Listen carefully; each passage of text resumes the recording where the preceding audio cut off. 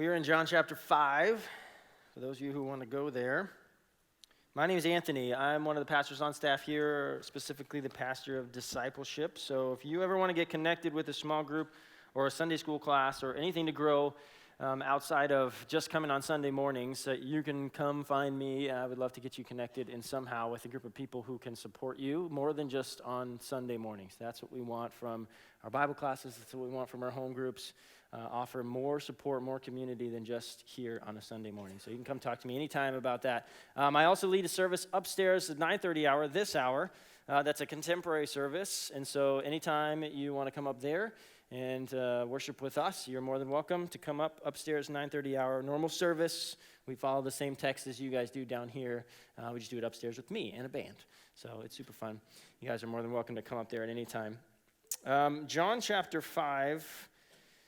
We're starting a new section in John's gospel, and he's doing a few different things with this section here. And so we'll start off, let's just talk about that. First thing you should keep in the back of your mind all throughout John's gospel, never lose sight of it, don't lose it. He writes his gospel so that you would believe. All the healing stories, all the discourses about who Jesus says that he is, and everything that you see in John's gospel is all recorded so that you would believe. Specifically, these stories that we're going to kind of look at today. The story you just looked at last week, the healing of the royal official's son.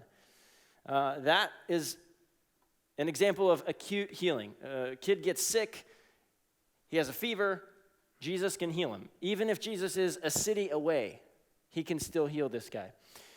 Today, the story that we're going to read today, Jesus healing a guy who's been paralyzed or disabled in some way 38 years. So we see these two stories back to back. Jesus can heal from afar. He can heal if he's right next to you. He can heal if you've been just ill or 38 years ill or however long. So I don't want you to miss in this story that John is always working at getting you to believe. What's it going to take? How many stories do you need? How many testimonies do you need? How many people do you need saying the same thing to you over and over and over for you to get on board? For you to say, okay, I didn't believe before, but I guess with all the evidence, maybe I should. He's always trying to get us to do that. Here's another thing that's happening in this story, that John chapter 5. He's setting up a Sabbath controversy. Okay, there's two of these in John's gospel, one here and then one in John chapter 9, where Jesus heals on the Sabbath, and it sends the Jews over the top.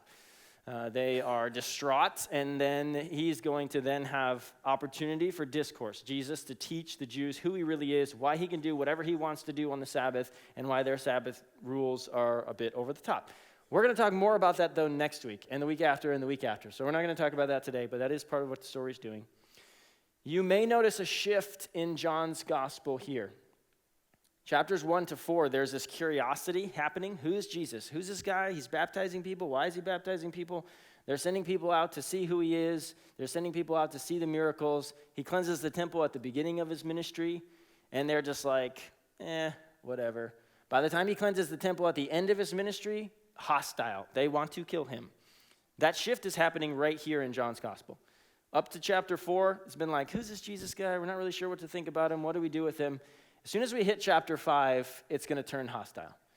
People are now, all of a sudden, they don't want Jesus around. They don't want him saying what he's saying, and they don't want him claiming to be who he claims to be. So you'll see that shift happen. Also, we're not going to talk about that today because all throughout the rest of the gospel, basically, is just going to be building to Jesus Christ's crucifixion. So we're not going to talk about that. Here's what I want to talk about today. Last week, you heard about the healing of the royal official's son. And what I think John is doing by putting these two stories back to back is he's contrasting the two different responses to people who are healed. People who see the signs of God, what is your response like? That's the question. When you experience signs from God, do you give God the credit like the royal official? He goes home, he sees all these things, he believes, his family believes, or do you just miss Jesus? I mean, do you just miss him? I'll exemplify as we go.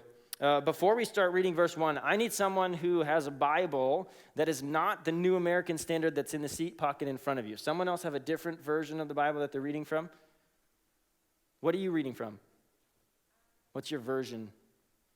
May or may not work for my illustration. New King James. What do you have, Lisa? NIV. That'll work. Okay, so when I'm ready for you, I need you to work with me. And I'll let you know when I'm ready for you. Lisa, trust me. Yes. Chapter 5, verse 1. These are the words of the Lord. After these things, there was a feast of the Jews, and Jesus went up to Jerusalem. Now there was in Jerusalem by the sheep gate a pool, which is called in Hebrew Bethesda, having 5 porticos. And in these lay a multitude of those who were sick, blind, lame, and withered. This first verse here, some people have spent many hours in their life trying to figure out which feast this is. Good luck. You can take your guesses. You can waste your time on it. John doesn't tell us. At some point, you just have to be confident that the scripture writers knew exactly what they were supposed to write, the details they were supposed to include. You can spend your life trying to figure out which feast this is and argue about it with a bunch of other people, or you could just say, John didn't tell us. We don't know, and be happy with that. You do have to trust God, though. Sheep gate by the pool in Bethesda. So there is going into the temple, and people who are bringing sacrifices there or just bringing their animals with them if they're a shepherd, they would wash them in these pools that are by the porticos. Then they would send them through the sheep gate into the temple area, and then they would enter the temple that way. Okay, these were not clean pools, just FYI. There's lame people, blind people sitting around these pools. They're poor, and they're sitting around these dirty pools, just so you have a picture of what that looks like. A bunch of people. Not just one, not just this guy, a bunch of people all trying to figure this out. Lisa, would you read verse 4 for me? Sure, if I can find it. Yeah, it's not there. No. Okay, so it's missing. It's just like, this is missing. If you pick up a Bible in the seat pocket in front of you, you will have the end of verse 3 and verse 4 in brackets. In brackets, it will be in your text, but it's in brackets. And you might just read right through the brackets and not even care whether it's there or not. It might look something like this. Verse 3, in these lay a multitude of those who were sick, blind, lame, withered, waiting for the moving of the waters. And then verse 4, for an angel of the Lord went down at a certain seasons into the pool, stirred up the water. Whoever then was first, after the stirring up of the water, stepped in. He was made well from whatever disease with which he was afflicted. Now, some of you are like, she needs to burn her Bible. She's missing a verse. What gives?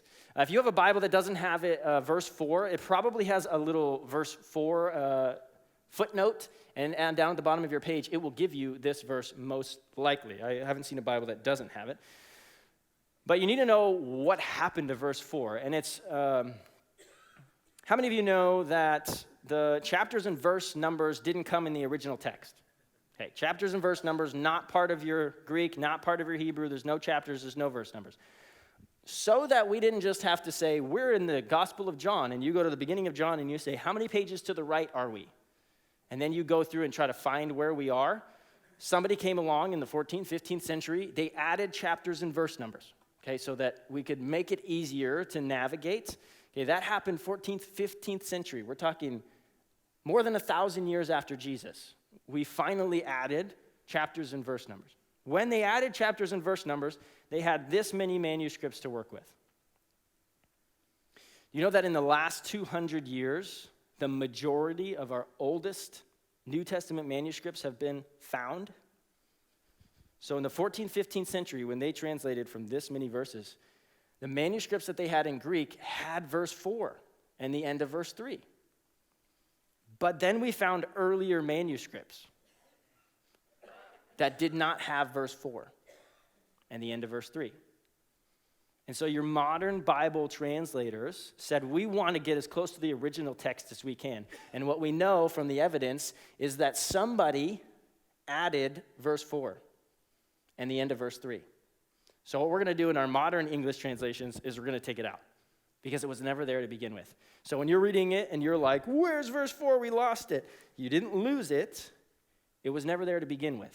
But instead of going back and changing all the verse numbers and chapter numbers in John, which would throw everybody off, they'd either put it in brackets or they gave you a footnote at the bottom of your page, and they just kept on going. You didn't lose verse 4. It was never there probably to begin with.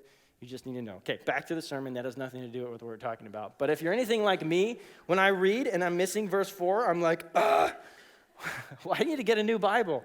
And it doesn't have anything to do with that, okay? Understand how the Bible is translated and how these manuscripts work. Let's keep going. Verse 5. A man was there who had been ill for 38 years. And when Jesus saw him lying there and knew that he had already been there a long time in that condition, he said to him, do you wish to get well? I want to stop for a minute and tell you, God's not about forcing you to heal. There's no God up in heaven saying, you have to heal and you have to do it now. You have to believe and you have to do it now. There is a God in heaven saying, do you want to be healed? Do you want to be well? There's no satisfaction in love that's forced. You have to love me. There's no satisfaction in that. So God's very clear. With healing, with salvation, it is your choice. You have to want it. He won't force it on you. He will allow you to spend eternity in hell if you so want. Or you can choose to believe. You can choose to ask to be saved. Listen to the guy's response. The sick man says this in verse 7. Sick man answered him, Sir, I have no man to put me into the pool when the water is stirred up. While I'm going, another steps down before me. So essentially what he says is, Jesus, it's not about, do I want to be healed? I'm sitting here. I want to be healed. I'm waiting for the water. The real problem is that I'm disabled, and I'm not fast enough to get into the pool. There's a pool, but I can't get there. And I don't have any friends to put me in there first. And what I want to draw your attention to is the fact that this man, he's sitting by the pool, he's focused on his disability, he's focused on his situation, which, I mean, rightfully so. He's been this way for 38 years, trying to get healed by this pool. Focused on the water that he thinks he can heal him. Some of you may remember the story of the royal official who, when he heard about Jesus, he lives in Capernaum, when he heard about Jesus, who lives in Cana, a day's walk away, when he hears that he's there, he's like, I'm going to leave my sick son, and I'm going to go there because I'm pretty sure he's my only hope. Versus this guy, who's just focused on his disability, just focused on the situation, and he's focused on the water that he thinks can heal him instead of Jesus. The fascinating thing is that Jesus heals both of these people. Let's keep going. Jesus said to him, get up, pick up your pallet, and walk. Immediately the man became well, picked up his pallet, and began to walk. Now it was the Sabbath on that day.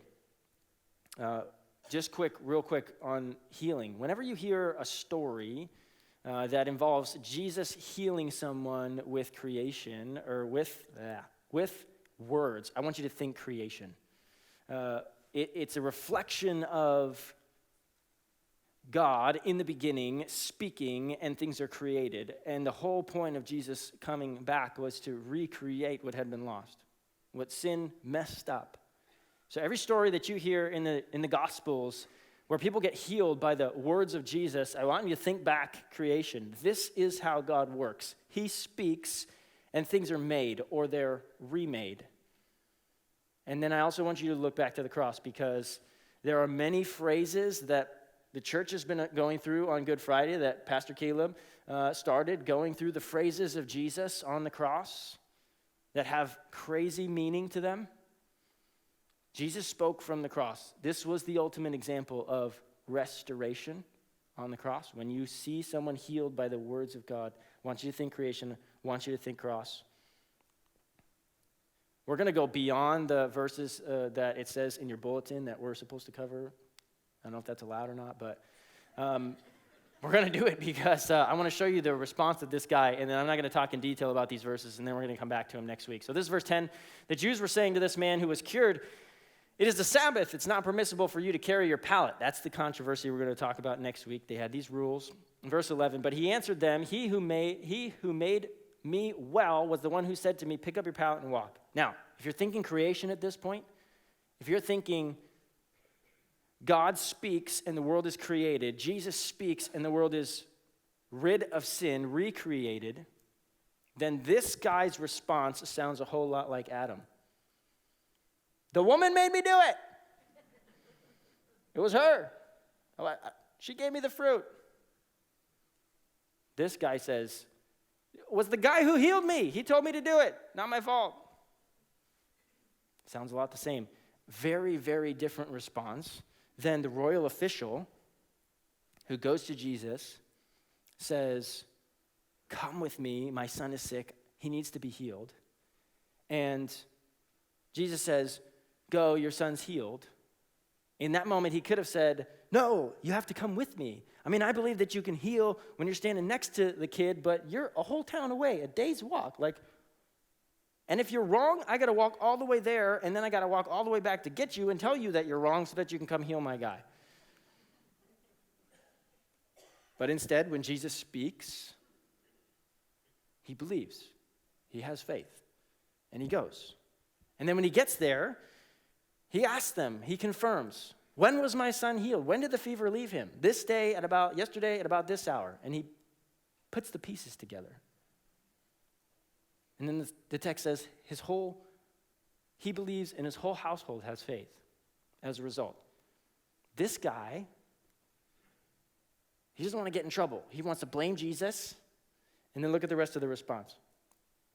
They asked him, who is the man who said to you, pick up your pallet and walk? But the man who was healed did not know who it was, for Jesus had slipped away because there was a crowd in that place. The royal official's son, looking to Jesus, focused on him, I'm going to walk to go find him. This is the guy who can save my son. Now when he sees the sign, yes, praise Jesus, we're going to have faith. This guy gets healed, and they say, who did it? He's like, well, actually, I'm not really sure. But I just got healed. I've been disabled for 38 years. Isn't that amazing? Yeah, but who did it? Not really sure. These are very different responses to a sign from God, to God working in your life. Afterward, Jesus found him in the temple, said, behold, you have become well. Do not sin anymore so that nothing worse happens to you. We're going to talk about that more next week. The man went away and told the Jews that Jesus had made him well. So after all this, it hasn't clicked for him. He's still like, I'm just going to go answer to the Jews. So even after he finds out, it's not like, let's stop and praise Jesus. It's not like, let's believe in who he is. It's like, oh, okay, thanks. I'm going to go tell the Jews. So the question becomes, when you experience signs from God, when you see God work, move, what's your response? Is your response faith? Is your response giving credit to God? Or are you like this guy who's been lame for 38 years? Jesus heals him. He's like, happenstance, nice guy, happened to do me a favor. Just seems like he just completely misses who Jesus is. Notice that John doesn't include any details about whether this guy's actually had faith or not. But in the last story, John goes very specifically. This guy had faith in his whole household. Very different responses to being healed. Let me give you a story, see if I can illustrate, and then I'm going to ask you the question one more time, then we'll be done. I went to a conference a few weeks ago, Pure Heart Christian Fellowship in Glendale area, and they were doing a conference for church leaders and small business owners and nonprofit organization owners, and they were trying to teach leaders how to work with your employees or people who work under you, people who you're in leadership over, how to be resilient. We all experience pain, all experience evil. We all have high days and low days. Some people's high days, they're like off the charts, and you're like, that dude's a little weird. Some people's low days cause them to get stuck in a cycle of low days. And it affects everything. It affects their family, affects your job, affects everything.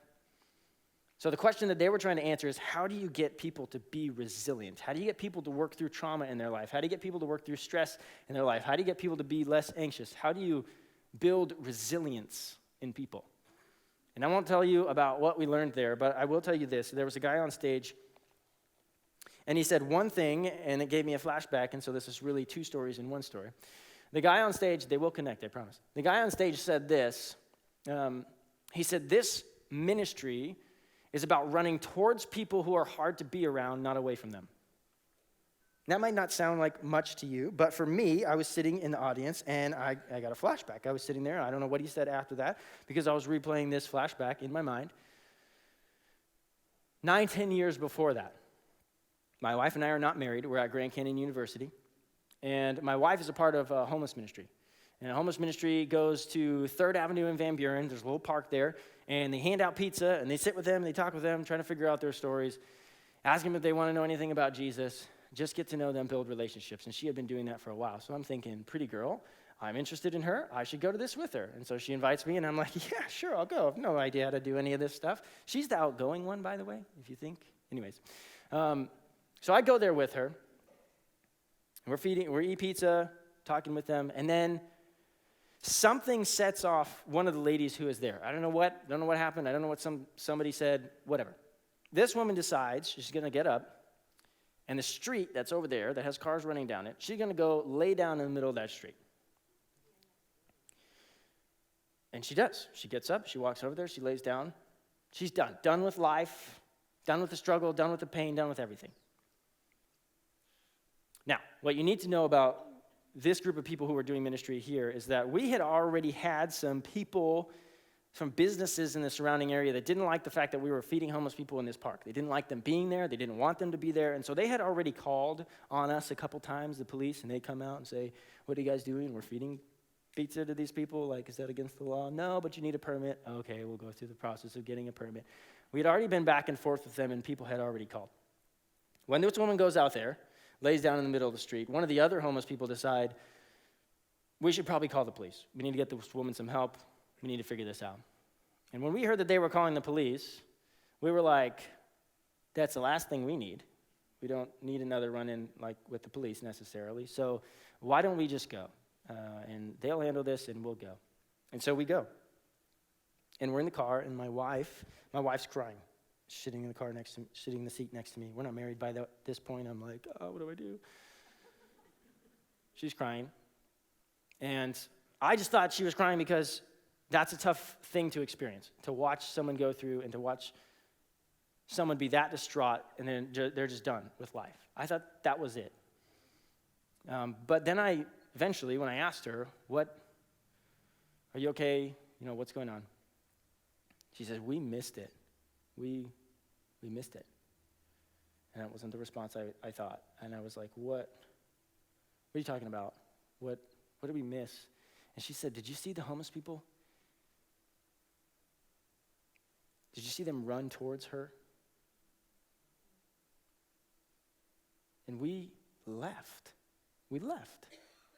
We're supposed to be the Christians. We're supposed to be the ones who are there helping them. They're supposed to be the distraught ones that don't know how to help themselves. We're supposed to be the ones that have it all together, feeding them pizza. And we didn't look like Christians that day. It was the people around her that ran towards her that had it figured out. And God used that moment to convict her that we had missed it. And then God used her to then speak to me, to convince me that we had missed it. We had learned that lesson 10 years before in maybe the hardest way, by failing at it. Now we're sitting at this conference, not having any clue whether we want to be a part of this type of ministry or anything like that, and one of the people gets up on stage and says, this ministry is about running towards people who are in need, not away from them. And I'm sitting there going, finally. Then talking about it with Carissa afterwards, what I figured out was not only were we excited to learn how to do that, but as I shared with her the flashback that I was having sitting there in the room in the moment, what I realized was that God had been orchestrating our lives at least for the last 10 years. A clear marker that I could be able to see, to know that when we had that experience and the Spirit was convicting us to change and be transformed and be new, that He was preparing us for a time when we would be in leadership now. That we wouldn't just sit in a conference and say, oh, that sounds pretty good, and up and leave. But that we would sit there and recognize that God has been working in our life to get us exactly where we're supposed to be. So my question is to you, when you experience signs from God, it doesn't have to be a healing. You don't have to see something miraculous.